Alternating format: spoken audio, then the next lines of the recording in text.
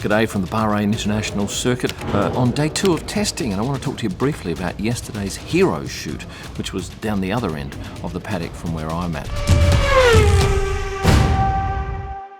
There was a large set built for this shot. All the drivers had to be there at exactly 9 a.m.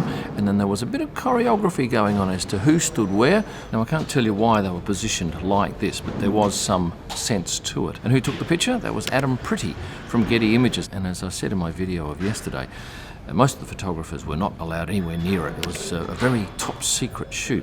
So having a good close look at this, what have I picked up? Well, this year all of the race suits, bar one, has a flag on it. And the one that doesn't is Mercedes. What do they have? I'll come to that in just a second. And of the 9 with flags, they're all small except one, which is very long and wide, and that is Ferrari. And how do the teams denote their drivers? Well, 3 of them use their full name, 3 of them use their first name, 2 use their surnames, and then Haas has the first initial and then the surname, but interestingly Nico Hulkenberg still has the umlaut above the U on his race suit. But if you have a look at the Haas garage and their website, the umlaut is not there. In fact, it was dropped at the start of 2023. And that just leaves McLaren, who have the initials of their drivers plus the number and the flag. Now getting back to Mercedes, they have the driver's first name and then underneath the number. Actually, just hang on a sec, because I've just had a look on the back of the driver's suits and I can see that there is a small flag along with the number on top and the Puma logo underneath. And only one driver did not have their shoes tied up. And which driver was that? This one, Carlos Sainz. With regards to race suit manufacturers, there are a number this year. 4 teams use Puma, 4 with Alpine Stars, 1 with OMP and 1 with Castore. This morning, Christian Horner arrived in with Adrian Newey, both of them wearing plain clothes, no logos. And a couple of you were quite vocal on an Instagram post I put up about, oh, that shows that there's something going on. It doesn't. Christian often comes in casual gear on testing days, and even on media days at race weekends, he's been spotted in the same sort of outfit.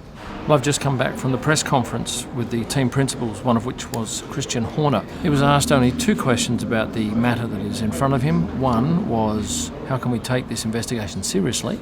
To which he replied along the lines of, well, I'm part of the investigation and the process, so I can't comment. And then the second question was in regards to timeframes on an outcome, and once again, he pretty much said because he's involved in the process, he can't comment. So obviously the media and you are in the dark as to what's actually going on. I did see Carlos Sainz heading out on his bicycle along with his dad, and Roberto Merri, who is an ex-F1 driver, went for a ride. I caught him here on the drag strip on their bikes. I believe they went out to turn 1, and a colleague here said they got turned back around the tower. They weren't allowed to go anywhere near turn 1, and I guess that's because they failed to have one of these on, a tabard. And then shortly after, Carlos did a press conference, and Silvia, who's the press officer for Ferrari, just briefed the journalist saying, you can ask a question about Lewis, but he'll only answer it once. So whoever gets in first gets the answer, and thereafter he won't be entertaining any questions about Lewis getting his seat. Oh, and thank you to this person who alerted me to the fact that Roberto was indeed an ex-F1 driver, albeit for a short time. Zach Brown, he was in both the press conference and doing a number of interviews out in the paddock, and I didn't realise this, but he is a St. Louis Cardinals fan. Did you know that? He also has one of the most marvellous cars I've ever photographed, this Speedtail, which he regularly rolls up at Silverstone in. Yesterday I took this close-up picture of the apparatus that sits on the back of the cars only during testing sessions, and it's quite remarkable. These are all devices that measure air pressure. I also discovered that both Red Bull and Mercedes have been trialling these small air vents on the top of the car. What are they designed to do? Cool the driver. Air comes in at a fair rate of knots, I'd suggest, and I just listened to George Russell talk in the press conference about whether he thought it had any impact, and he said minimal. It certainly would have been no help in Qatar, where he says the driver's body temperature was getting close to 40 degrees, and as you probably realise, if your body temperature's up at that level, you're in a power of strife.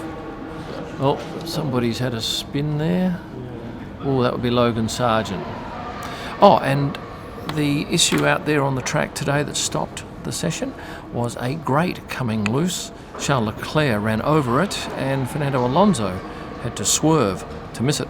Here are track staff doing some repairs on that particular issue, and it reminded me of Las Vegas last year, where Carlos had bad luck with that water cover. In the first press conference this afternoon, the drivers were sitting waiting for something to happen, and I did notice that Alex Albon had his cap on backwards, and I have never seen a name imprinted on the clasp on the back. A first for me anyway. Drivers arriving this morning, we had Lewis in this mesh top, which created quite a bit of chatter around the paddock.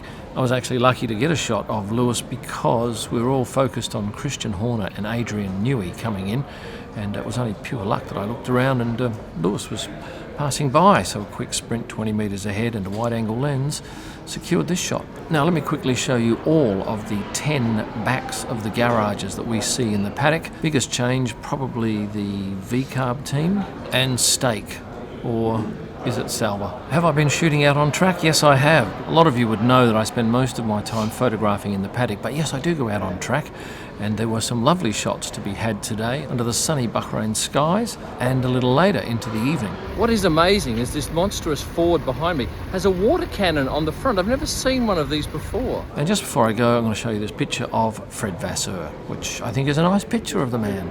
Well, let me tell you, this is without a doubt the best paddock that we have in Formula One. By day, it's great, but by night, it's just simply sparkling. Have a look at those fairy lights everywhere. It's wide, it's long, there are lovely hospitality suites on this side of the paddock, and behind me are all the garages. And photographically, when the drivers leave at night, there are some very good opportunities.